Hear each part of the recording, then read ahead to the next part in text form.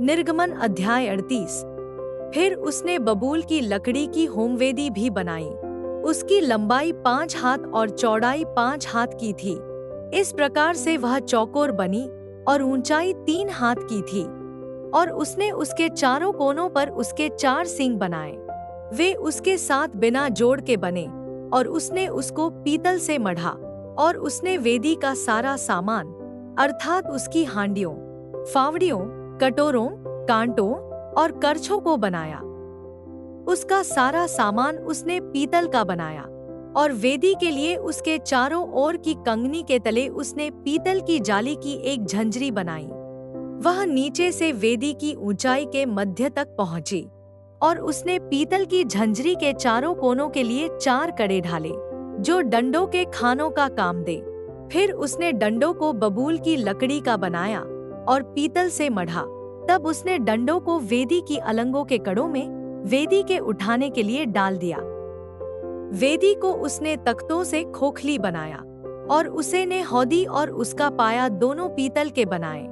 यह मिलाप वाले तंबू के द्वार पर सेवा करने वाली महिलाओं के दर्पणों के लिए पीतल के बनाए गए। फिर उसने आंगन बनाया और दक्षिण अलंग के लिए आंगन के पर्दे बटी हुई सूक्ष्म सनी के कपड़े के थे और सब मिलाकर 100 हाथ लंबे थे। उनके लिए 20 खंभे और इनकी पीतल की 20 कुसरियां बनी। और खंभों की घुंडियां और जोड़ने की छड़ें चांदी की बनी।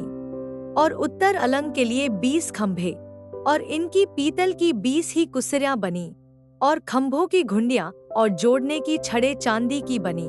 और पश्चिम अलंग के लिए सब पर्दे मिलाकर 50 हाथ के थे। उनके लिए 10 खंभे और 10 ही उनकी कुसरियां थी। और खंभों की घुंडियां और जोड़ने की छड़ें चांदी की थी।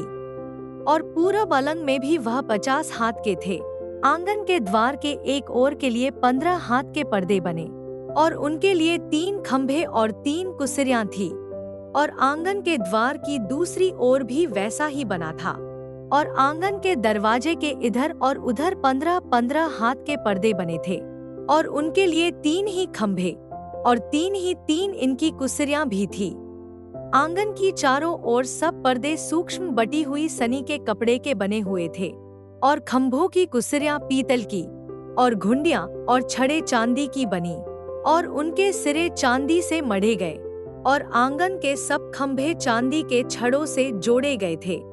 आंगन के द्वार के पर्दे पर बेल बूटे का काम किया हुआ था।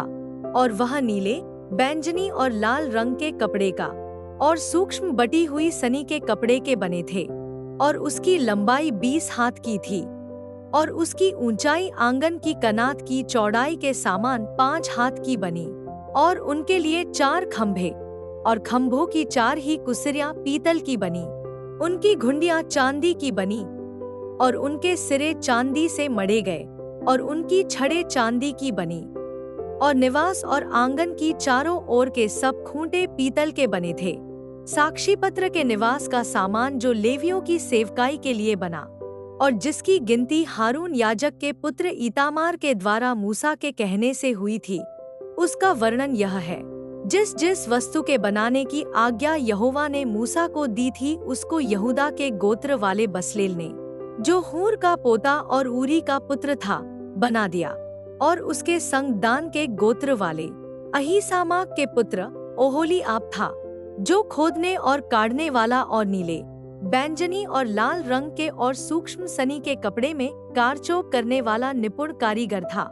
पवित्र स्थान के सारे काम में जो भेंट का सोना लगा वह 29 किक्कार और पवित्र स्थान के शेकेल के हिसाब से 703 शेकेल था।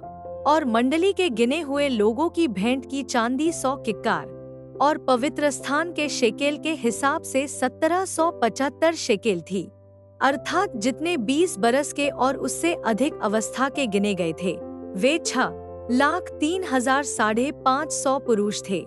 और एक एक जन की ओर से पवित्र स्थान के शेकेल के अनुसार आधा शेकेल, जो एक बेका होता है, मिला।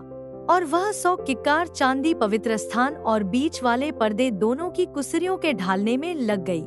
100 किक्कार से 100 कुसरियां बनी। एक एक कुर्सी 1 किक्कार की बनी। और 1775 शेकेल जो बच गए उनसे खंभों की चोटियां मढ़ी गई। और उनकी छड़ें भी बनाई गई। और भेंट का पीतल 70 किक्कार और 2400 शेकेल था। उससे मिलाप वाले तंबू के द्वार की कुसिरियां और पीतल की वेदी, पीतल की झंझरी और वेदी का सारा सामान, और आंगन के चारों ओर की कुसिरियां और आंगन की चारों ओर के खूंटे भी बनाए गए।